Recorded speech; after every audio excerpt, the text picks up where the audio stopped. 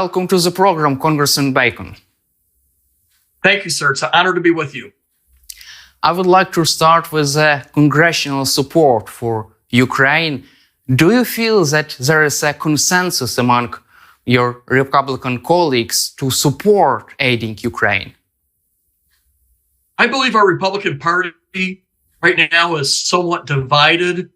I think between the Democrats and the Republicans, it's about 50-50. I do believe there's a majority support to continue helping Ukraine.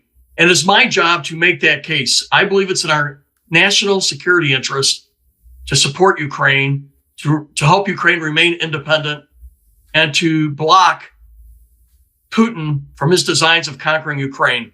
So it would be my goal to help work with fellow Republicans and pull more of them over to do what's right for our national security, but also for Ukraine. Would both parties of the Congress ready to vote for aid for Ukraine even before the end of this year? Yes, I believe so. We now have a new funding bill that extends our funding into next year. So now it's time to work on the national security measures that we have to fix. So Ukraine funding, I believe, is very important. So is also funding for Israel. And I believe we will do both.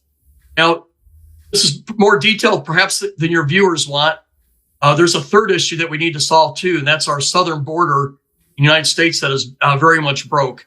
So I know our new Speaker of the House, Mike Johnson, wants to solve all three: Ukraine, and give funding to Ukraine, give the weapons that Ukraine needs to defeat Russia, but also funding for Israel, and also to come up with measures that protect our southern border. So we know we need to do all three in December. You mentioned about southern border. Also, Politico reported that Republicans would not let Ukraine aid to be approved without a deal on the border. Has the aid for Ukraine become a bargaining chip? It is to some degree, and I wish that wasn't the case, but this is the issue. The other party, and I'm in the Republican Party, on the Democrat side, there's not enough support for doing more to secure our southern border. And so we have learned that they also want to do Ukraine and Israel. But we said we want to do Ukraine and Israel too, but we also want to do the southern border. And so, yes, we're trying to get the Democrats to agree to do all three. But if we do Ukraine and Israel, we fear that the Democrat Party will do nothing on the southern border. And we've had 4.5 million people come to our country over the southern border. I come from Nebraska. We have 2 million people in our state. So in the last 2 years, more than double our population has entered the United States. And it has to be fixed. Our schools, our cities cannot take this unfettered increase in our population, and they need help. They don't have jobs. They need food. Their kids need to go to school. We can't afford 2.2 million people every year coming to our country like this. So we're trying to fix all of this at the same time. But again, I always tell Republicans, it's in our national security interest that we help Ukraine win. Also, Pentagon has begun to restrict flow of weapons to Ukraine due to funding delays. Why does it take so long to approve this aid package for Ukraine? It should not take that long. I would agree. We did have challenges the last 2 months, though. We lost a speaker. We had to elect a new Speaker of the House. We've had 2 budget near shutdowns. We had to stop. We had to be able to fund our government into next year, and we were at the very end of that where we were going to have a shutdown. So we've had other things put on our agenda that has forced us to slip back the Ukraine funding, the Israel funding, and the border fixes that we need. But that said, I don't like where we're at. We should have done this last month. But I am committed to ensuring that America stands with Ukraine. This invasion by Russia is barbaric, and we can't let it stand. What happened to Ukraine could happen to the Baltics, could happen anywhere, and America should not let a bully invade a neighboring country, and we cannot just ignore that. We got to stand and help that country survive, and that's what we need to do with Ukraine. You mentioned about new House Speaker Mike Johnson. Would he be ready to to reach a consensus on Ukraine aid even before the end of the year and or even later? He has made clear that he knows it is right to support Ukraine. Putin's a barbaric dictator invading a neighbor, and you got to stand up to a bully. When a bully, when you're a young person and a bully picks a fight with you on the playground, they will continue to do so until you stop them. We got to stand up to Putin, and what he's doing in Ukraine is evil, barbaric. I'll just give you 18,000 Ukrainian kids been kidnapped and spread out throughout Russia. We got to stand up to that.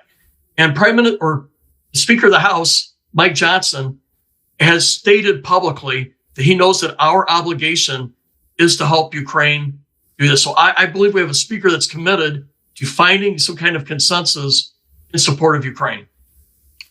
But actions speak louder than words. Don't you think so? I would agree. Now, we have done nearly $100 billion when you figure in military aid and economic aid and rebuilding aid. But I believe that we need to do more. I've been a proponent for President Biden to send ATACMS to Ukraine. Weapon systems have a 300-kilometer range that are very precise. I think we should be sending F-16s to Ukraine. So I've been one of the leading proponents on the Republican Party for supporting Ukraine. But we like Ukraine and any other country, we have 4 or 5 big issues facing us, and the domestic politics are such that we got to find a plan to deal with multiple issues and not just one at a time. So that's where we're at in the United States.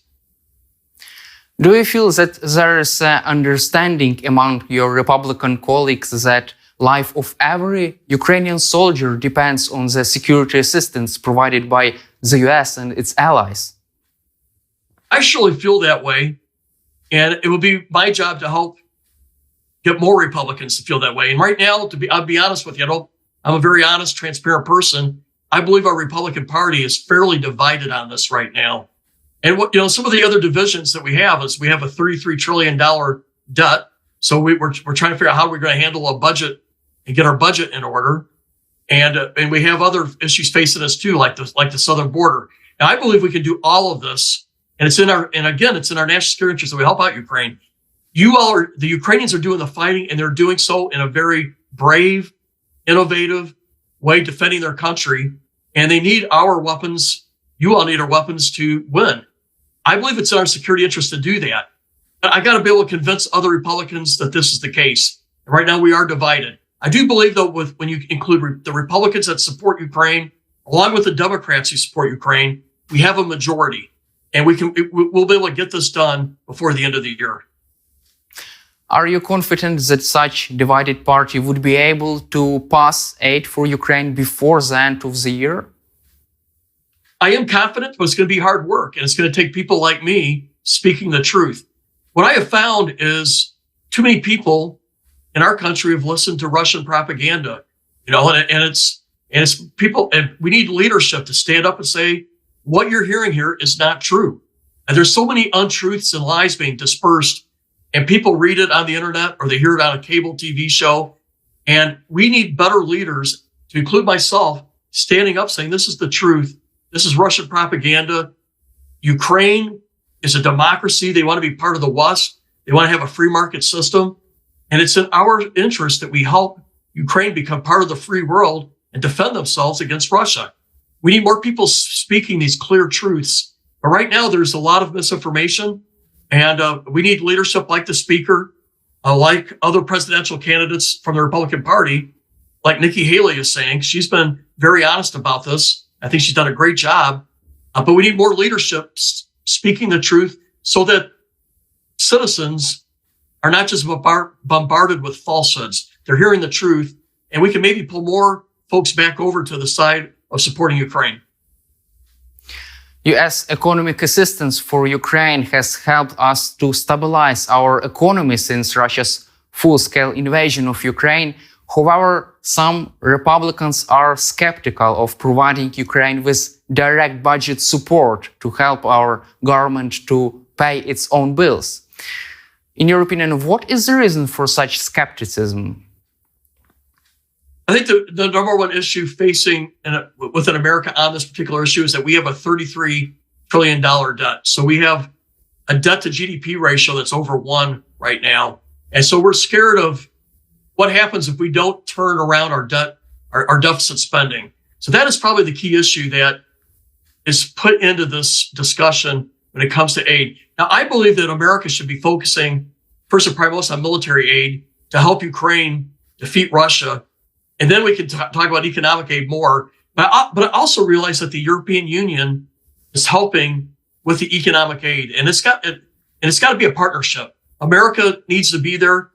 I also know the European Union needs to be there, and they have been there. But we've got to continue working as alliances and as partners to help out our friend Ukraine in this. But I also think other countries in the world have an obligation. Japan, Australia, and so forth. No one country can stand up against Russia, also China and Iran. And America has been trying to do that. It's going to take alliances working together to do all this. So to your point, yeah, our deficit is a big topic here on how much we can do.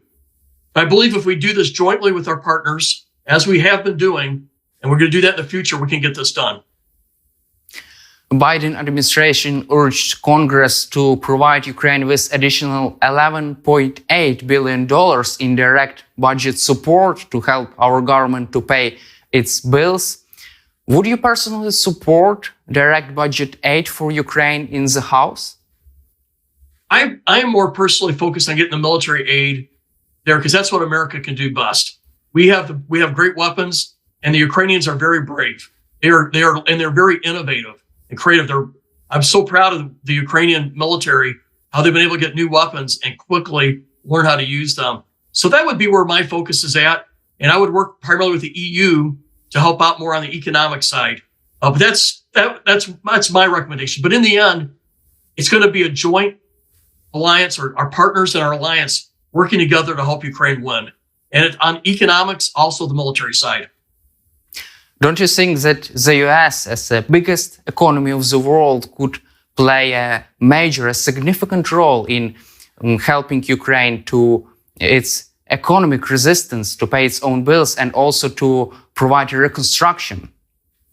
Well, and we've done about $100 billion. But I don't say that with any bragging. I know the European Union has also done roughly that much. And I look at I'm on the Baltic Security Caucus. So I work with Estonia, Lithuania, and Latvia. They're small countries, but they have given even greater amounts when you compare them per capita. But for America, we've done over 100 billion. I know we'll be doing more in the future, and we should. Also, the House Foreign Affairs Committee has approved a bill to transfer Russia's frozen assets to help Ukraine. Would you personally support this bill on Russia's frozen assets in the House? Absolutely. This is a very smart bill. In the end, Russia is the country that's committing the damage in Kyiv, Lviv, all over Ukraine. It's Russian missiles, it's Russian Air Force, it's Russian artillery. And it should be Russian assets that help fund the repairs primarily. Russia should pay for the most of this. So I am all for taking Russian assets, or where Russia is owed money, and there's countries that owe Russia money. We should not pay Russia back that money. We should give that money to Ukraine so they can use that for the reconstruction. So I wholeheartedly agree with the efforts to take Russian assets or Russian debt and use that money to give to Ukraine to rebuild. Let's cover also, yes, public support for aiding Ukraine. Some Republican voters do not support aiding Ukraine. What is your personal message to those Americans who do not support aiding Ukraine? What is at stake in Ukraine for the average American? Well, first of all, Ukraine was a democracy trying to improve on its free market system. They wanted to go to the West and be part of the Western League of Nations.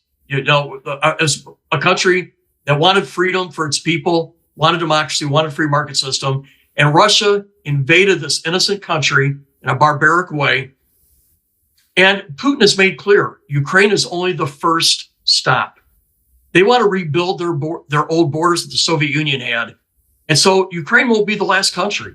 It could be the Baltic states. It could be Poland. It could be Georgia or Azerbaijan. We don't know what they would do next, but I do know Putin has made threats towards the Baltic states. So for America, we don't stand to the side when a dictator invades a neighboring country that did not deserve it, that was innocent. So we have an obligation to work with Ukraine to help Ukraine defend itself and to win. And if we fail, Ukraine won't be last. It could be the Baltic states. It could be the NATO countries. We will be at war at that point where American sons or daughters could be in Europe fighting World War III. We got to prevent that now by defeating and standing up to the bully, which is President Putin. Let's cover also the war in Ukraine. How could you assess current situation both on the ground and in the air in Ukraine? Well, we know that roughly 300,000 Russian troops have either been killed or taken off the battlefield as casualties. About half of the Russian tanks have been destroyed.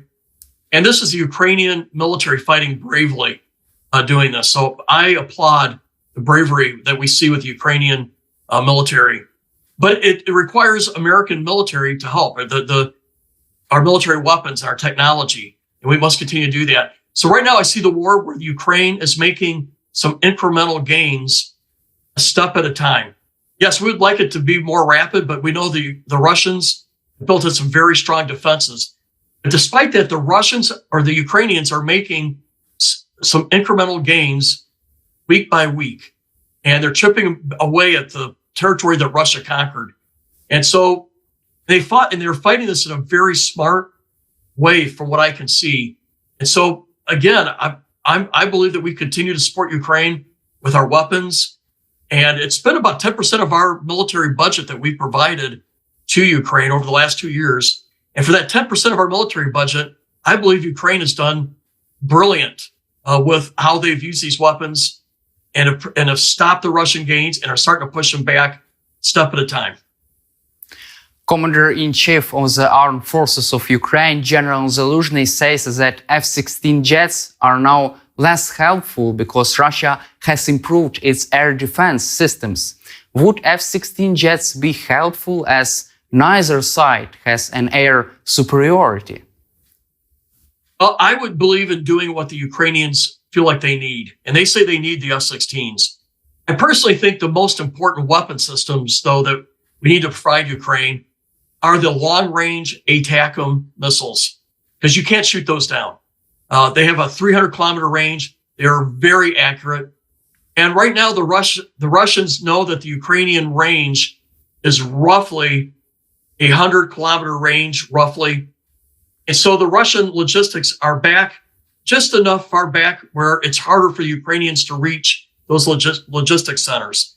If we provided the long-range ATACMS, the Ukrainians could hit deep those logistics centers where their troops are being garrisoned, their supplies are placed, and could have a devastating impact on the Russian military capabilities. So I believe the number one weapon system that we should be providing is the long-range ATACMS. And I've pushed President Biden to provide these months ago. And I believe that they've been extraordinarily tardy and late in doing so. Secondly, we should be providing the Ukrainians more long-range anti-shipping capabilities so they could go after Russian naval assets in the Black Sea. So I think these are more important than, say, the F-16s. I would be willing to support with the F-16s because the Ukrainian leadership says they need them. And so I would provide that. But the most important thing are these ATACMS. Why does Biden administration still hesitates to provide Ukraine with full-range ATACMS missiles? I believe it's foolhardy. It's been the habit of the administration to worry about how the Russians will perceive these new weapons getting there. And then 3 or 4 or 5 or 6 months later, they end up doing it. We should be doing it more promptly because the Ukrainians need these weapons now. They needed it 6 months ago, frankly. And so we should be providing these weapons soon. But it's a fear. The Biden administration has a fear of escalating and how the Russians may respond. It is my opinion that the two big red lines maybe would be U.S. military forces fighting in Ukraine and how we would handle nuclear weapons in Europe.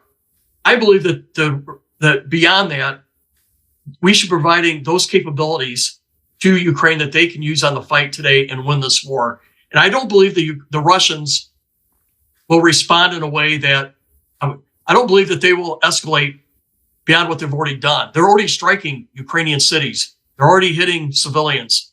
And so we ought to provide the weapons that give the Ukrainians much more longer range capabilities too, because it's not right to say, Ukraine, the Russians got these long range weapons, but we're not going to give them to you. And so I think the Biden administration is mistaken in how they're delaying providing these long range capabilities. General Zaluzhny says that he needs to have modern electronic warfare capabilities to overcome Russia on the ground. How could the US help us to achieve electronic warfare superiority? I appreciate you bringing that up because I did electronic warfare for 30 years in the United States Air Force. I was an electronic warfare officer. And obviously, when you have electronic warfare, you can jam the enemy's radars, you can jam their navigation aids, you can jam their communications.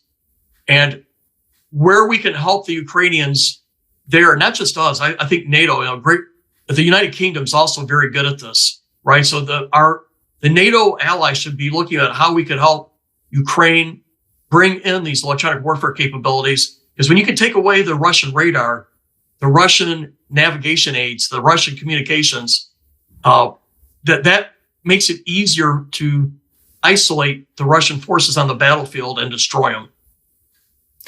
I would like also to cover next year presidential elections. What do you personally expect from the next year presidential elections? Well, right now, polling shows President Biden leading in the Democrat Party and President Trump leading in the Republican Party. However, I think anything could happen over the coming year.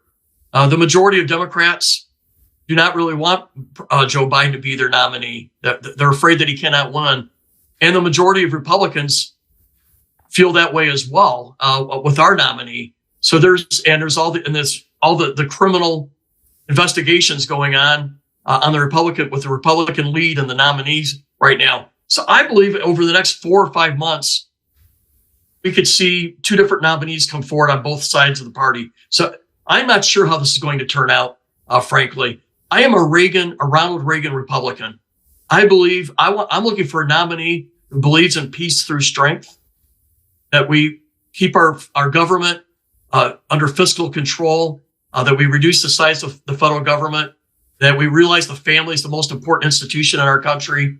I'm looking for someone that speaks that language and has lived it. And so that's where I'm at. But right now, both the lead people in polling, I'm not sure they're going to be the nominees a year from now. What nominee would you personally support?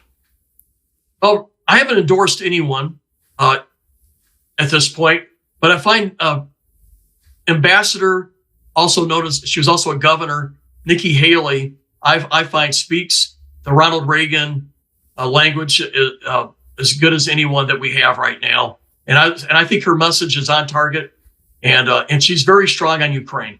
And she had a great quote the other day. I heard her speak. She said, for those who don't remain supportive of Ukraine, we'll be saying the same thing about Israel a couple months from now. And I think she's absolutely right. I come from the party of Ronald Reagan, and Ronald Reagan stood up to the Russian and the Soviet Union's leadership. And I believe that the Republicans should be that way today. We are not isolationists. We also realize that we can't do this stuff alone. We have to have strong allies. And I believe that Nikki Haley understands that better than anybody. What should Ukraine expect in case of Donald Trump's presidency? I am not sure. He has said that he could negotiate a peace relatively quickly, but we know that when Russia controls important parts of Ukraine, peace really could depend on how the Ukrainian leadership feels about this and what that end state is. And I believe that we should respect the Ukrainian people and the Ukrainian leaders, because it wasn't Ukrainians who did this invasion. It was the Russians who did this invasion. And Russians control important parts of Ukraine. And we know from the treaty that we had in the 1990s that we made an agreement with the Russians and the Ukrainians and Europe that if the Ukrainian government released their nuclear weapons, that we would honor the borders of Ukraine. And that agreement still stands today, right? So any kind of agreement or negotiations has to have the support of the Ukrainian leadership. And so I'm very leery about forcing or trying to compel, some kind of peace on Ukraine that they are not ready for yet. Thank you, Congressman Bacon, for being with us today and for your support for Ukraine, and glory to Ukraine. Thank you. I appreciate your time.